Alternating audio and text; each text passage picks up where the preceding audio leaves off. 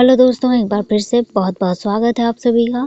इस वीडियो में मैं नेवर लेट मी गो सीरीज एपिसोड 3 का पार्ट 1 एक्सप्लेन करने वाली हूँ। इस एपिसोड की शुरुआत मॉर्निंग स्कूल से होती है। अंकल चानोन और नुएंग स्कूल जाने के लिए पाल्म का ही वेट कर रहे थे और पाल्म तो अपने बेल ढूंढने में लेट हो गया। और अब जब लेट हो ही गया है तो पापा चानोन से डांट तो पड़ेगी। पाल्म, कैसे तुम यंग मास्टर को वेट करवा सकते हो? अगर तुम्हें इनके साथ स्कूल जाना है तो इनसे पहले कार में आकर वेट करो और अब चलो फ्रंट सीट पर बैठो। लेकिन नुएंग ने मना किया। कोई नहीं अंकल, पाल्म को यहीं बैक सीट पर बैठने दीजिए, यहाँ बहुत जगह है। वैसे भी मैं अकेला बैठना नहीं चाहता और कोई इसे कार से उतरता देखेगा तो टीज भी नहीं करेगा। लेकिन पापा चानोन इसके खिलाफ थे। बोलने लगे, it's okay young master, palm को इन सब की आदत है। और नुएंग ने भी अंकल चानोन को ऐसा रीजन दिया कि अंकल बहाना नहीं बना पाए। उसने अंकल को बोला, अंकल सब मुझे भी टीज करेंगे। पापा चानोन मान गए और तीनों निकले स्कूल के लिए। पाल्म अपने फोन में एक स्पोर्ट्स शूज देखने लगा, पर शूज थोड़ा एक्सपेंसिव था। नुएंग ने भी उसे नोटिस कर लिया। पाल्म, तुम हमेशा बास्केटबॉल के बारे में सोचते रहते हो। टीचर ने जो वोकैबुलरी याद करने को बोला था तुमने याद किया? पाल्म ने भी उसे बताया कि मिस्टर नुएंग ने जो भी उन्हें सिखाया है उसे सब याद है। लेकिन पापा चानोन उसे घूरने लगे और बेचारा पाल्म फिर से चुप हो गया। नुएंग उसे ज्ञान देने लगा, देखो पाल्म, फिजिकल फिटनेस के साथ साथ दिमाग का होना भी जरूरी है। कोई भी सेकेंडरी लैंग्वेज तुम सीखते हो वो कभी ना कभी तुम्हारा काम आता है। और देखो, बॉडी तुम्हारे डिस्ट्रॉय हो सकता है पर तुम्हारा ब्रेन तुमसे कोई नहीं छीन सकता। लेकिन पाल्म का दिमाग दौड़ा, मिस्टर नुएंग, अगर किसी ने हमारे सर पर ही मार दिया और भयानक चोट लगी तो फिर हम तो सब भूल जाएंगे ना। इस पाल्म के भोलेपन से नुएंग का तो सर ही दर्द देने लगा। उसने बोला, ठीक है, तुम फिजिकली हेल्थ बढ़ाओ और मैं दिमाग बढ़ाता हूँ, अच्छी जोड़ी जमेगी हमारी। आज भी मदारिन लैंग्वेज की क्लास में टीचर ने बोर्ड पर एक वर्ड लिखा और उससे सेंटेंस बनाने को बोला, लेकिन कोई खड़ा नहीं हुआ। तो उन्होंने ऐसे ही रैंडमली रोल नंबर बोल दिया और बाय चांस वो रोल नंबर पाल्म का ही निकला। उसने खड़े होकर डेडन का मतलब इन्हें में बता दिया, लेकिन वो सेंटेंस नहीं बना पा रहा था। बाकी लड़के उसका मजाक उड़ाने लगे, वेल कनेक्शन वाला बॉय, जरा बताओ इसका सेंटेंस, हमें भी तुम्हारे 22 वर्ड सुनने हैं। पाल्म को बुरा लगने लगा, लेकिन उससे ज्यादा नुएंग को। वो तुरंत पाल्म को बचाने के लिए खड़ा हो गया और एक सेंटेंस बोलने लगा, ये डॉग के मुंह से कभी दांत नहीं निकलते। और इसके लिए उसने गौ शब्द का इस्तेमाल किया। गौ यानी कि डॉग। और डॉग वो उन लड़कों को ताने मारकर बोल रहा था जो पाल्म का मजाक उड़ा रहे थे। पाल्म भी खुश हो गया। मिस्टर नुएंग ने उसका साथ दिया। ब्रेक टाइम, लॉकर रूम के पास बहुत सारे बच्चे जमा हो गए। वो कुछ चीज को देखकर एक दूसरे से बातें करने लगे। नुएंग भी वहां आया तो उसने देखा उसके और नुएंग के डैड के बहुत सारे फोटोज चिपकाए गए थे और लिखा था चीटर। नुएंग एक बार फिर से बहुत डिस्टर्ब हो गया। सब लड़के भी उसे चीटर बुलाने लगे। भूम भी वहां आया, उसने सबको डांट कर वहां से भगा दिया। फिर वो फोटोज हटाने में नुएंग की हेल्प करने लगा। नुएंग, तुम्हारे डैड की डेथ के बाद सब कैसा है? नुएंग ने उसे अपनी सारी परेशानी बता दी। डैड की डेथ के बाद सारी जिम्मेदारी मेरे और मॉम के ऊपर आ गए हैं। चाचा भी खुश नहीं है कि मॉम कंपनी की सीईओ बन गई और मैं अपने नए माहौल में ढलने की कोशिश कर रहा हूँ। बाय द वे, तुम्हारे डैड कैसे हैं? मैंने उन्हें न्यूज में देखा। भूम ने उसे बोला, वो ठीक है, वैसे वो सब बड़ों की बातें हैं जो मैं उन पर ही छोड़ता हूँ। पाल्म भी उधर से गुजरा। उसने भी फूम को नुएंग के साथ देखा, पर पिछले बार की तरह उसने नुएंग के साथ उसे सस्पेक्ट नहीं किया। परेशान नुएंग अकेला कॉरिडोर पर खड़ा था। बेन भी उसके पास आया। नुएंग, मैंने लॉकर रूम के बारे में सुना, तुम चाहते हो कि मैं इसमें कुछ हेल्प करूं? नुएंग को गुस्सा आ गया। पता नहीं सबको ऐसा क्यों लगता है कि मैं खुद की केयर नहीं कर सकता, पर बेन एकदम काल्म रहा।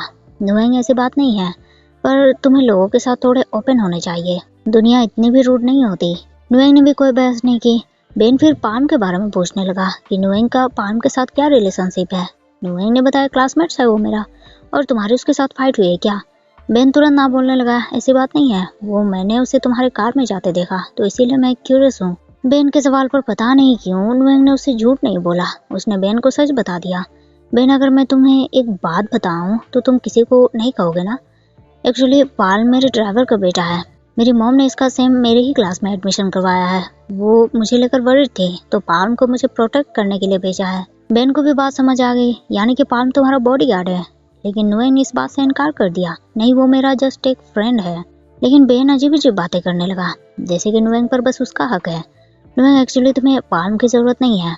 अगर तुम्हें बॉडीगार्ड चाहिए तो मैं बन सकता हूँ तुम्हारे लिए। बड़े बड़े गोगल्स और सूट बूट पहनकर मैं तुम्हारे पीछे चलूंगा, बिल्कुल जॉन विक की तरह। नुएंग बोलने लगा, तुम्हें बॉक्सिंग और शूट करना आता है? बेन कुछ बोलने लायक नहीं बचा, वो सब भी जरूरी होता है क्या? नुएंग बोलने लगा, नहीं, पर मैं चाहता हूँ कि कोई मुझ पर बिलीव करे कि मैं अपना ख्याल खुद रख सकता हूँ। बेन उसे देखने लगा। उसने नुएंग के हाथों पर अपना हाथ रख दिया। नुएंग भी उसे देखने लगा। उसे शायद अच्छा महसूस हुआ। बेन अब पता नहीं क्यों नुएंग के कुछ ज्यादा ही क्लोज आने की कोशिश करने लगा। नुएंग डांस क्लब में पियानो बजाने पहुंचा तो पीछे पीछे पाल्म भी पहुंच गया, लेकिन बेन तो वहां पहले से ही मौजूद था और अब जबकि वो पाल्म की सच्चाई जान गया है तो उसे नुएंग से दूर करना मुश्किल काम नहीं है, बल्कि 2-4 कड़वे वर्ड ही पाल्म को दूर करने के लिए काफी है। उसने पाल्म को बोला, हाय पाल्म, तुम्हें भी डांस पसंद है या फिर नुएंग के साथ ऐसे ही आ गए? पाल्म ने भी जवाब दे दिया, मुझे यहाँ का एटमॉस्फेयर पसंद है। लेकिन बेन ने तो डायरेक्ट वार कर दिया, नुएंग की मॉम ने भेजा है ना तुम्हें, इसीलिए तुम यहाँ हो।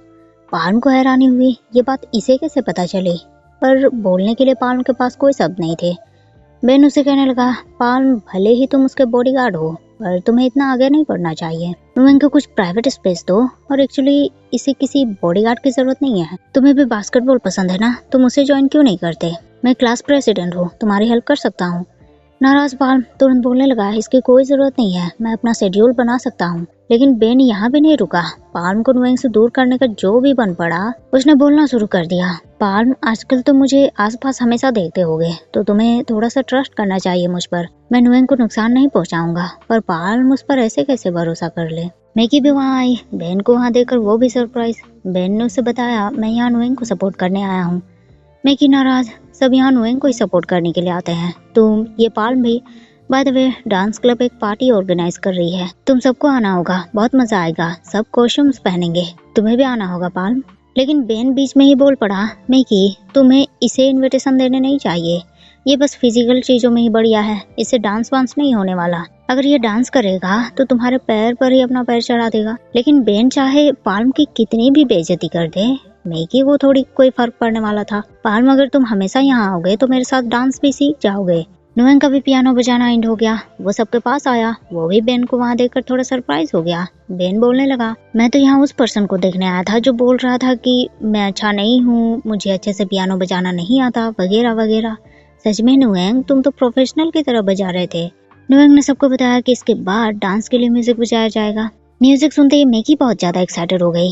गाइस, ये तो मेरा फेवरेट म्यूजिक है, मेरे पापा इस म्यूजिक को बजाया करते हैं, मुझे डांस करने का मन कर रहा है। और वो पाल्म को अपने साथ डांस करने के लिए बोलने लगी। पाल्म को डांस नहीं आता, उसने मना किया, पर मैगी नहीं मानी। पाल्म, मेरे जैसे ब्यूटीफुल ट्रेनर के होते हुए तुम डांस कैसे नहीं कर पाओगे? और पाल्म को पकड़कर वो डांस करवाने लगी। पाल्म बार बार नुएंग को देख रहा था और नुएंग की नजर भी पाल्म पर ही टिकी हुई थी। लेकिन उसे समझ नहीं आया कि पाल्म और मिकी को साथ में देखकर उसके दिमाग ने काम करना क्यों बंद कर दिया। उसे गुस्सा आने लगा। इट मीन्स उसे जेलस फील होने लगा। बेन ने भी मौके का फायदा उठाना चाहा। नुएंग, डांस करना चाहोगे? नुएंग ने तुरंत नो बोल दिया। लेकिन बेन हार नहीं माना। नुएंग, जब म्यूजिक बजता है तो अपने आप पैर हिलने लगते हैं और तुम्हें इतना सोचने की जरूरत नहीं है। बिल्कुल भी नर्वस मत हो, क्योंकि यहाँ कोई भी तुम्हें देखने वाला नहीं है। नुएंग ने बेन की बातों से तो नहीं पर जेलसी से बेन के साथ डांस करना शुरू कर दिया। लेकिन पाल्म और नुएंग जब तक डांस करते रहे, उन दोनों की नजर बस एक दूसरे पर ही टिके हुए थे। घर वापस आने के बाद नुएंग बेन के बारे में ही सोचने लगा। उसे बेन अच्छा लग रहा था।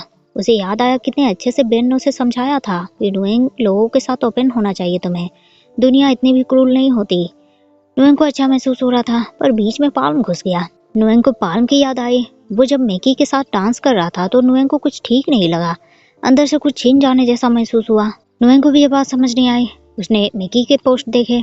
मैगी ने वही अपना और पाल्म के डांस वाला फोटो डाला था विद बढ़िया कैप्शन। नुएंग को फिर एक बार उसी टाइम जैसा फील हुआ, पर वो समझ नहीं पाया कि वो पाल्म को लेकर इतना अजीब क्यों फील कर रहा है। इधर पाल्म की हालत भी कुछ वैसी ही थी। वो तो बैठे बैठे स्माइल कर रहा था और इस स्माइल का रीजन है नुएंग। पाल्म सपने में खो गया कि वो मैगी के साथ नहीं बल्कि नुएंग के साथ डांस कर रहा है। वो दोनों अकेले म्यूजिक क्लब में एक दूसरे के साथ डांस कर रहे हैं। लेकिन पापा चानू ने उसके सपने को तोड़ दिया। तुम अभी तक जगे हुए हो, सो जाओ जल्दी, कल सुबह जल्दी उठना है ना तुम्हें। और पाल्म मुझे स्माइल के साथ बेड पर लेट गया।